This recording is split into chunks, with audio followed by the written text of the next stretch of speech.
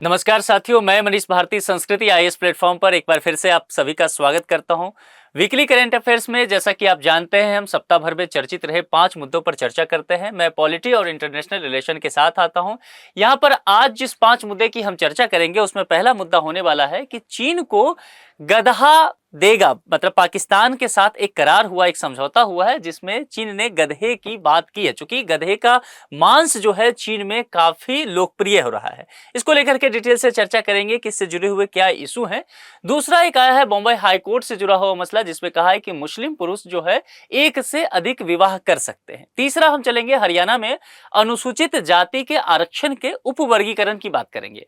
इसके बाद हम सुप्रीम कोर्ट ने नोटा से जुड़ी याचिकाओं पर केंद्र सरकार और चुनाव आयोग से जवाब मांग लिया है, इसको देखेंगे कि इसके क्या अपने पहलू हैं। और फिर हम लद्दाख की तरफ चलेंगे।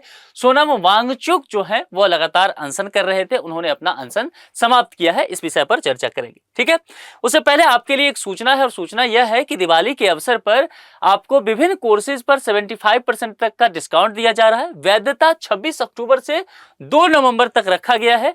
यूपीएससी फाउंडेशन कोर्स की चर्चा करेंगे तो 50% तक का ऑफ दिया जा रहा है। अगर देखें तो यह 60,000 में उपलब्ध होगा, और यूपी पीसीएस फाउंडेशन कोर्स की चर्चा करें तो यह केवल 30,000 में आपके लिए उपलब्ध हो जाएगा। यूपीएससी कोर्सेज में ये सारी चीजें आपको इन्वॉल्व मिलेगा, पीसीएस कोर्सेज में ये सारी चीजें। अगर इस विषय में अधिक जानकारी चाहिए तो 9555124124 या फिर sanskritis.com पर आप विजिट करके अधिक जानकारी ले सकते हैं। चलिए अब यहां से इस टॉपिक को समझने की शुरुआत करते हैं। देखिए, पाकिस्तान जो है चीन को बड़े पैमाने पर गधे की खाल और मांस निर्यात करने की योजना बना रहा है। चीन में लगातार पाकिस्तान के गधों की डिमांड बढ़ती जा रही है। गधों के मांस का निर्यात करने के लिए पाकिस्तान एक बहुत बड़ा प्लान बना रहा है और उस पर काम भी करना शुरू कर चुका है। एक समझौता हुआ है, जरा इस पर ध्यान दीजिए। चीन पाकिस्तान के बीच एक समझौता हुआ है, जो कि वाणिज्य सचिव जो है पाकिस्तान के, वह इस समझौते के विषय में बताए भी मीडिया में। गधों के निर्यात पर प्रतिबंध नहीं है ऐसा कहा गया है, और पाकिस्तान में पहले से गधे पालन की शुरुआत कर दी गई थी। इस चीज को लेकर के यहां पर देखेंगे तो पाकिस्तान ने चीन के साथ गधे की खाल के लिए समझौता को अंतरिम रूप दे भी दिया है। समझौते के तहत पाकिस्तान हर साल चीन को 2,16,000 गधों की खाल और मांस सप्लाई किया करेगा। इन निर्यातों को सुविधाजनक बनाने के लिए पाकिस्तान ग्वादर में नए बूचर खाने भी बना रहा है। आप जान रहे हैं कि चीन ने ग्वादर में एक पोर्ट भी तैयार किया है ना, बंदरगाह। इस बूचर खाने में हर साल 2,16,000 गधों को मारने की क्षमता होगी। पाकिस्तान के पास वर्तमान में 52 लाख गधे हैं। पाकिस्तान में 80 लाख से ज्यादा लोग इसी व्यापार पर निर्भर भी हैं।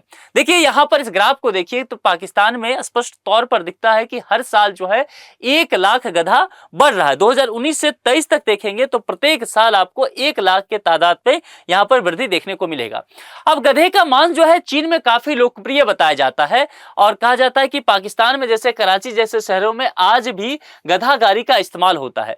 और यह देखा गया है कि पाकिस्तान के जो छोटे इलाके हैं जहां यातायात की सुविधा अच्छा नहीं है, वहां गधे पर ही निर्भर हैं। गधे का मांस चीन के हेबई प्रांत में बेहद लोकप्रिय व्यंजन माना जाता है।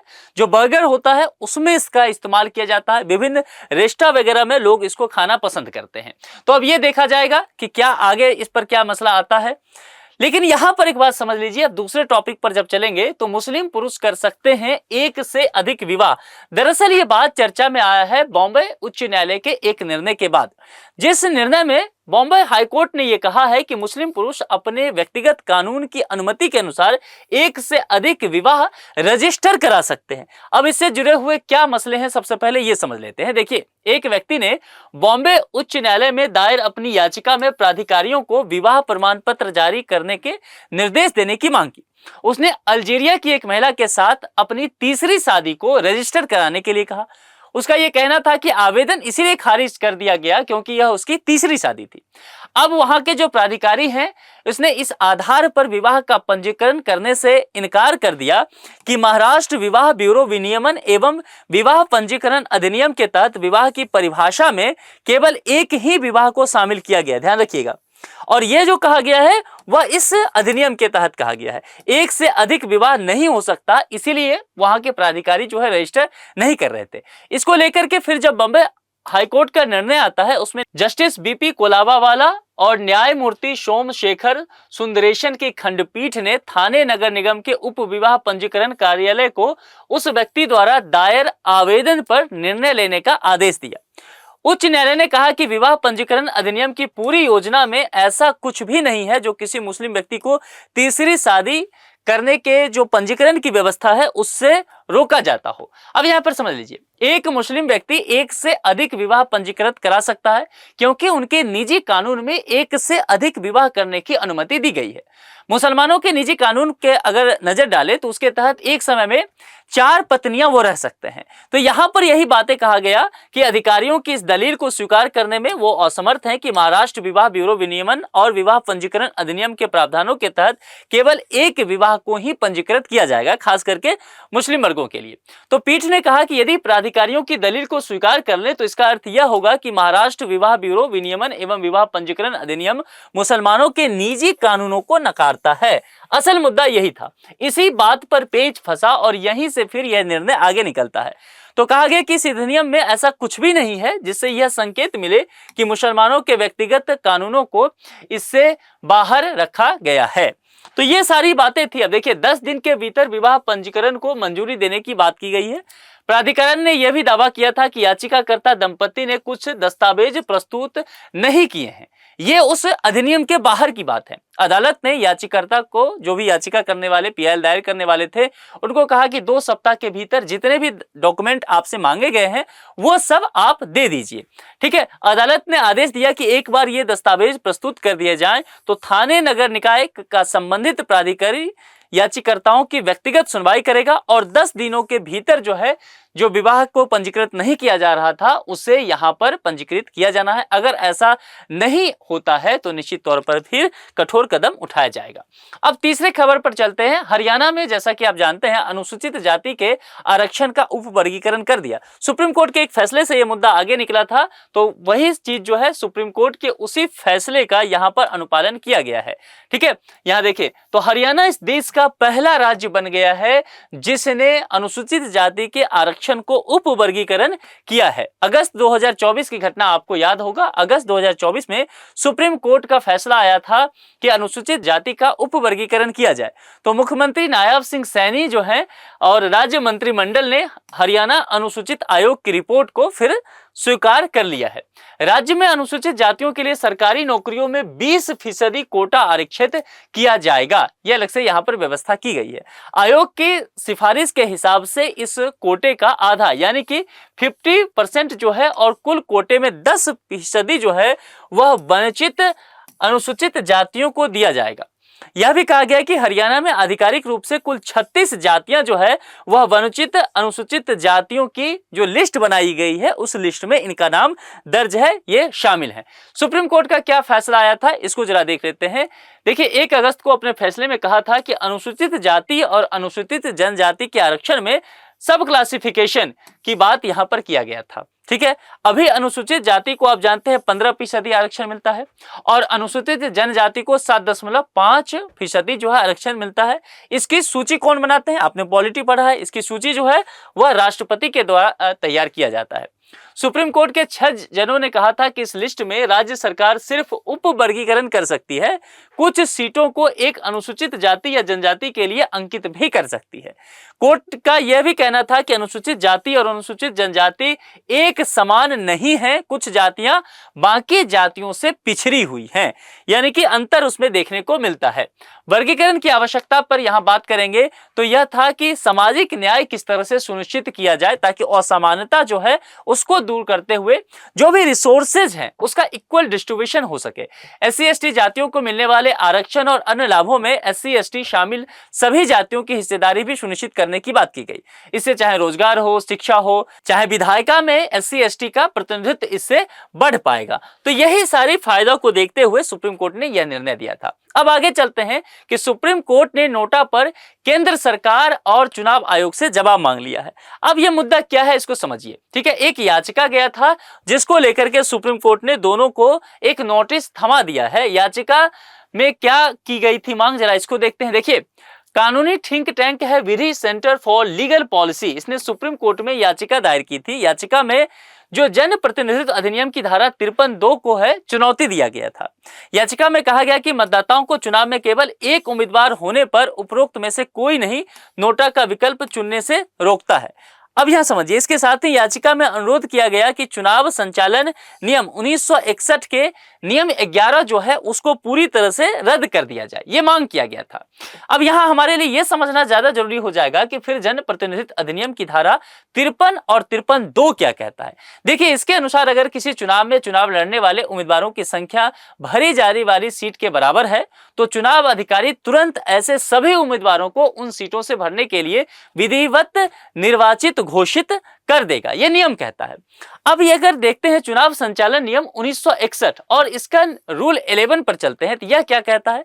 देखिए, इसके तहत यह कहा गया है कि निर्वाचन अधिकारी उम्मीदवारों की सूची तैयार होने के तुरंत बाद सूची की एक प्रति अपने कार्यालय में किसी सहज दृश्य स्थान पर जाकर के चिपकाएगा।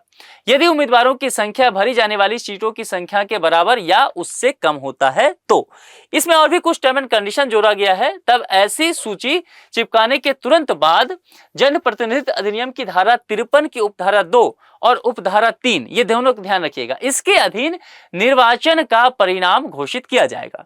घोषणा की जो हस्ताक्षरित प्रतियां हैं या समुचित प्राधिकारी निर्वाचन आयोग और मुख्य निर्वाचन आयोग को यह भेज देगा। ठीक है। यदि जन प्रतिनिधित्व अधिनियम की धारा 53 की उपधारा 1 के अधीन मतदान आवश्यक फिर हो जाता है तब रिटर्निंग अधिकारी उम्मीदवारों की सूची की एक प्रत्येक ऐसे अभ्यर्थी या उसके निर्वाचन अभिकर्ता को देगा और फिर उस सूची को राजपत्र में प्रकाशित भी करेगा। तो ये सारी चीजें यहाँ था। नोटा के विषय में थोड़ा सा समझ लेते हैं। नोटा जैसा कि आप जानते हैं जब वोटिंग करने जाते होंगे तो ईवीएम मशीन पर सबसे नीचे रहता है नन ऑफ द एबव, उसी को नोटा कहा गया है। यानी कि ऊपर के कोई भी विकल्प, कोई भी उम्मीदवार आपको पसंद नहीं है तो नोटा आप डाल सकते हैं। इसका मतलब आप सभी को अस्वीकार कर रहे हैं। तो समझ लीजिए कि प्रत्येक ईवीएम में होता है। लेकिन एक बात ध्यान देना है कि जो अगर नोटा को ज्यादा वोट आ जाता है तो नोटा नहीं जीतता है। फिर उस कंडीशन में जो सेकेंड लार्जेस्ट यानी कि नोटा के बाद जो उम्मीदवार रहेगा उसको वोट आएगा वही जीतेगा। इस बात को लेकर के भी लगातार ये परेशानी का कारण बना हुआ है। जैसे कि यहां पर देखेंगे नोटा आपको दिया हुआ है, यह स्थिति होता है। ठीक है, तो चलिए अब आगे हम बढ़ते हैं। जैसा कि यहां पर देखेंगे नोटा का कोई चुनावी मूल्य नहीं होता है। जो बात मैंने आपको बताया है कि अधिक मूल्य आ जाने से, वोट आ जाने से भी फर्क नहीं पड़ता है। अब हम लद्दाख की तरफ चलते हैं, सोनम वांगचुक के तरफ। सोनम वांगचुक जानते हैं एक पर्यावरणविद हैं। 3 इडियट्स मूवी आपने देखा होगा, आमिर खान का कैरेक्टर इसी से प्रभावित था। लगातार ये लद्दाख के इश्यूज को लेकर के अनशन करते रहते हैं। गृह मंत्रालय से बातचीत को लेकर के ये अनशन पर थे। लद्दाख के प्रशासन के बारे में भविष्य की बातचीत पर केंद्रीय गृह मंत्रालय से एक पत्र प्राप्त होता है इनको, और फिर इन्होंने जो कहा था कि ये अनिश्चितकालीन अनशन पर रहेंगे, इन्होंने वह अनशन तोड़ दिया है। देखिए, लद्दाख को राज्य का दर्जा देने संविधान की 6ठी अनुसूची में पहले से भी मांग किया जा रहा था और कई मांगों को लेकर ये जो है पहले से भी अनशन पर रहे, लगातार अनशन पर रहे। और देश के विभिन्न हिस्सों से होते हुए 30 सितंबर आप जानते हैं सोनम वांगचुक की यात्रा दिल्ली पहुंची थी, जहां पर इन्हें गिरफ्तार भी किया था दिल्ली पुलिस के द्वारा। इस पर काफी बवाल भी मचा था।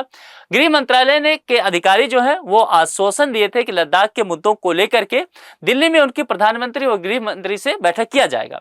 इस आश्वासन के बाद उचित कार्रवाई न हुई तो फिर इन्होंने दिल्ली में अनशन शुरू कर दिया था। उसके बाद 4 सूत्रीय एजेंडा पर जरा नजर डालते हैं। लद्दाख को राज्य का दर्जा दिया जाना, पूर्ण राज्य के दर्जा देने की बात की जा रही है।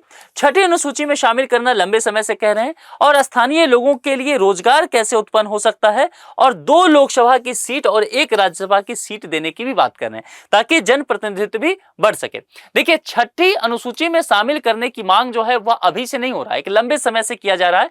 विभिन्न नागरिक समूह जो है 2019 से, जब 5 अगस्त 2019 को भारत के संसद ने 370 खत्म करके जम्मू कश्मीर और लद्दाख को अलग सेपरेट स्टेट बना दिया था, उस समय से ही ये मांग किया जा रहा है लद्दाख के नागरिकों के द्वारा। तो यहां पर ये चीजें जो है अब तेज होता हुआ दिखेगा। 6ठी अनुसूची को लेकर के इलेक्शन से ठीक पहले देखेंगे 18वीं लोकसभा का जब चुनाव था उससे पहले ये मांग किया गया था। संविधान की 6ठी अनुसूची का उद्देश्य स्थानीय जनजातीय आबादी की भूमि, रोजगार और सांस्कृतिक पहचान की रक्षा करना होता है। यदि अनुच्छेद 244 की बात करें तो इसके तहत 6ठी अनुसूची स्वायत्त विकास परिषदों यानी कि यहां पर देखेंगे जो एडीसी की बात है, इसके निर्माण के माध्यम से जो स्थानीय है और जनजातीय समुदायों की स्वायत्तता की रक्षा करती है, भूमि, सार्वजनिक स्वास्थ्य और कृषि पर कानून बना सकती है। छठी अनुसूची के तहत राज्यपाल के पास एक नया स्वायत्त जिला क्षेत्र बनाने या क्षेत्रीय अधिकार क्षेत्र या किसी स्वायत्त जिले के स्वायत्त क्षेत्र के नाम को भी बदलने का एक अधिकार प्राप्त है। यदि एक स्वायत्त जिले में विभिन्न जनजातियां हैं तो राज्यपाल जिले को कई स्वायत्त क्षेत्रों में भी विभाजित कर सकते हैं। ये सारी चीजें आपने पॉलिटी में पढ़ा है। संसद या राज्य विधानमंडल के अधिनियम स्वायत्त जिलों और स्वायत्त क्षेत्रों पर लागू नहीं होते हैं या निर्दिष्ट संशोधन होगा, फिर अपवाद के साथ भी उसको लागू किया जा सकता है। ठीक है।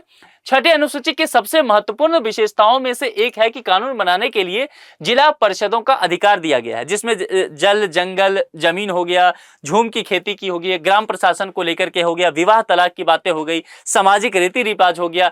इन विशिष्ट मसलों पर कानून बनाया जा सकता है। ठीक है। तो ये सारी चीजें, इससे लाभ होगा, इसी को लेकर के यहाँ पर बातें की जा रही है। देखिए, वर्तमान में 10 स्वायत्त विकास परिषद जो है असम, मेघालय, त्रिपुरा और मिजोरम, ये 4 ही स्टेट है जहां पर ये मौजूद है। 2011 की जनगणना के अनुसार अगर बात करें तो लद्दाख की कुल जनसंख्या 2,74,289 थी। इसमें अगर देखेंगे तो लगभग 80% जो है आदिवासी हैं, यानी कि एसटी हैं, शेड्यूल्ड ट्राइब में आते हैं। सितंबर 2019 में राष्ट्रीय अनुसूचित जनजाति आयोग ने लद्दाख को छठी अनुसूची में शामिल करने के लिए सिफारिश किया भी था। इसी चीज को लेकर के 18वीं लोकसभा से पहले ये डिमांड कर भी रहे थे और डिमांड ना होने की वजह से ये अनशन पर आकर के बैठ गए थे। तो कुल मिलाकर के इस सप्ताह यह 5 महत्वपूर्ण टॉपिक रहा है जो कि देश और दुनिया से संबंधित महत्वपूर्ण मुद्दा रहा है। आप इसको सही से नोट कर लीजिए, जो कि एग्जाम के दृष्टिकोण से बहुत महत्वपूर्ण होने वाला है। आप सभी को बहुत बहुत शुभकामनाएं। अपना बेहद ख्याल रखिए। Thank you so much.